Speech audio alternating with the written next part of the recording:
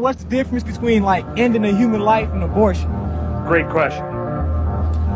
What about abortion?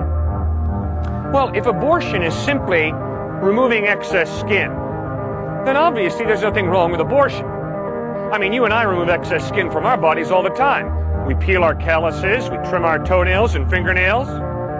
And if abortion is simply removing excess skin, well, then there's obviously nothing wrong with abortion. But if abortion is terminating a human life, motivated by selfishness, inconvenience, I'm sure we all would agree that abortion is wrong.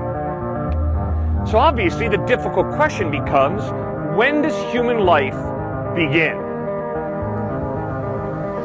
Well, according to the simplest definition of human life that I know of, agreed upon in every major medical center in the United States, if a body lying on a bed in an intensive care unit has brain activity and heartbeat, doctors and nurses are ethically, legally responsible to do everything within their power to sustain that life.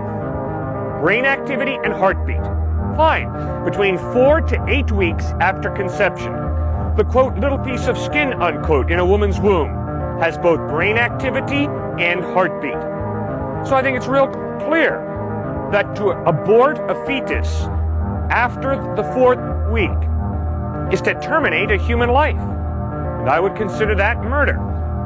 What about before 4 weeks, when there's no brain activity or no heartbeat? Well, the question becomes, what is the difference between a 1-minute-old fertilized egg, a 4-week-old fertilized egg, and you and me? There is no difference in kind. There is only a difference in degree of maturity. You are at the appropriate stage for a 20-year-old fertilized egg. A 4-week-old fertilized egg is at the appropriate stage for a 4-week-old fertilized egg. And a 1-minute-old fertilized egg is at the appropriate stage of development. There is no difference in kind. The only difference is in degree of maturation. That is why I am convinced that abortion is murder. But wait a second. We defined murder as killing motivated by selfishness, hatred, or revenge.